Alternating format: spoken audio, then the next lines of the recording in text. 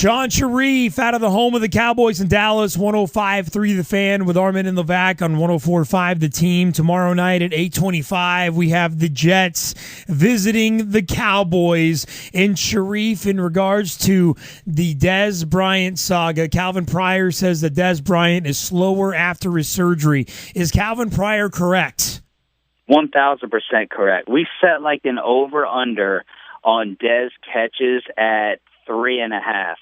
And maybe we'll take it to 4.5, but if it's at 4.5, I'm taking the under. I think Revis is going to shut him down. He's not the same Dez Bryant. He's got an absolute scrub throwing passes to him. He's got a shutdown guy on the other side. Dez has struggled this year. Josh Norman shut him down. Sterling Moore, Armen, who you remember from the Texas days. He had a hard time against Sterling Moore. Richard Sherman has locked him up.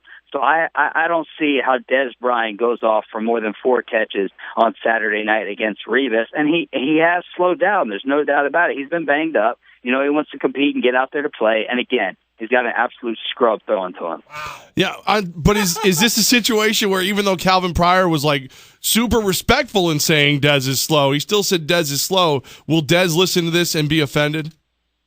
I'm sure he'll get fired up over it, but it doesn't matter.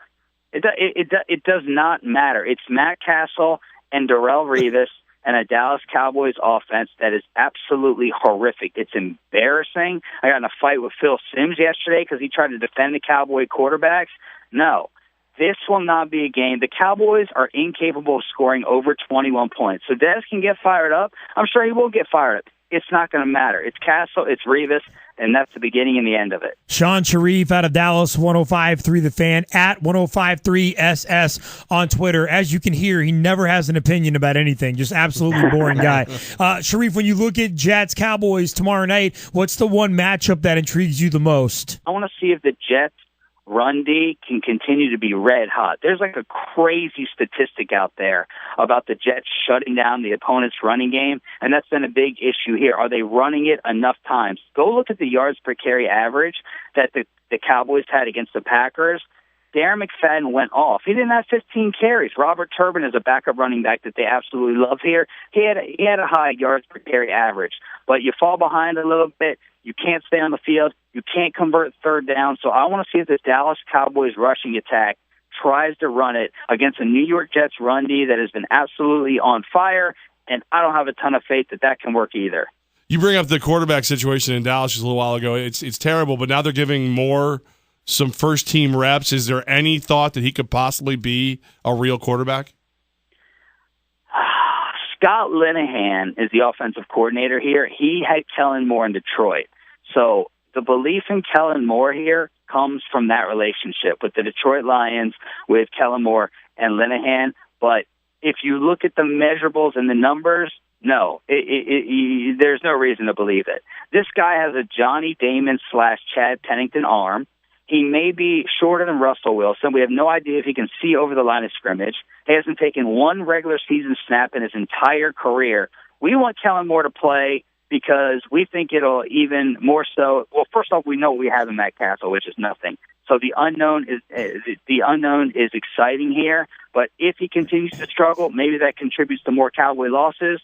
And to me, if you're a smart Cowboy fan, you want them to lose out to get the better draft pick. But no one, I don't think, in our building thinks he can be a true quarterback. You do have some fans out there that definitely want Kellen Moore to start because they think maybe he can duplicate his college success. I personally don't believe it. Sean Sharif out of Dallas, 105.3 The Fan, the home of the Cowboys in Dallas. He's on Twitter at 105.3 SS. I'm Armen Williams. He's Jeff Levack. 104.5 The Team, getting you ready for Jets Cowboys tomorrow night. What happened to this Cowboys offensive line that is the best in the NFL? They allow Tony Romo to take 2 knockout punches, 2 knockout hits this year.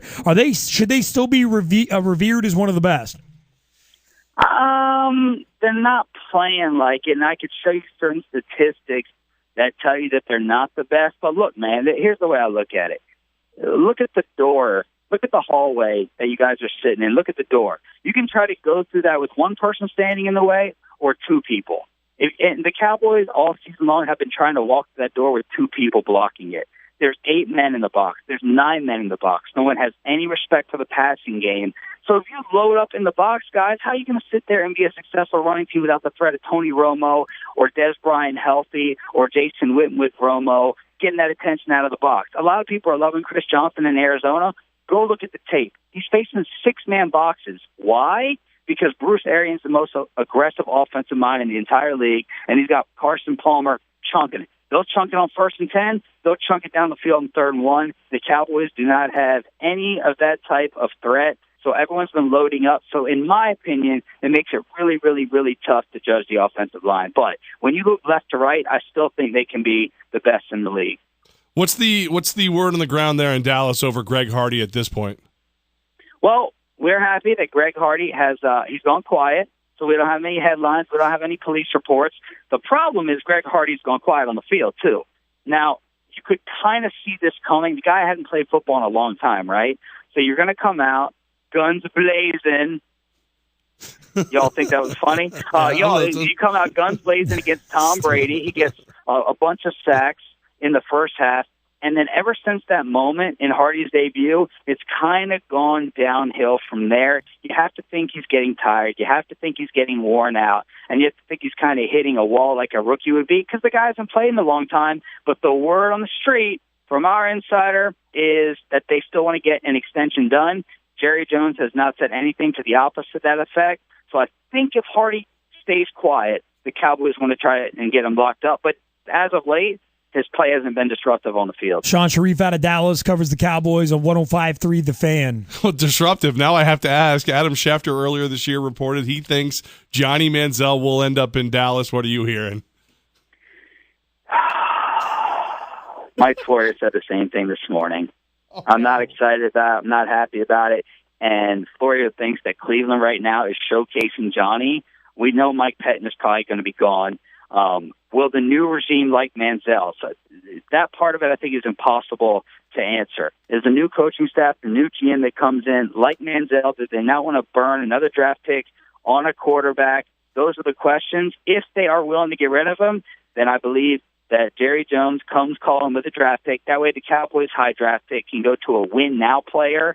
They don't have to burn it on a first-round quarterback, especially one they may not be crazy about. So everyone continues to think that Jerry will not let Stephen Jones talk him out of Johnny Manziel a second time. And if Cleveland makes him available, then Jerry will come calling. You know, it's getting more difficult to stand up for Jerry Jones here in New York when I got Giants fans and my co-host Levack. Go ahead, give Shan your impression. I'm Jerry Jones. I'm doing what I want. Woo! Pew, pew, yeah, woo! You know? Hey, stop that. That's my boy, man. That's my boy, Jerry Jones. Don't be making fun of him like that. Come on now. I'm not making fun. I'll have him buy that whole radio station and get you scrubs out of there. Hey, listen, I'll tell you what. He'd probably be a pretty good owner.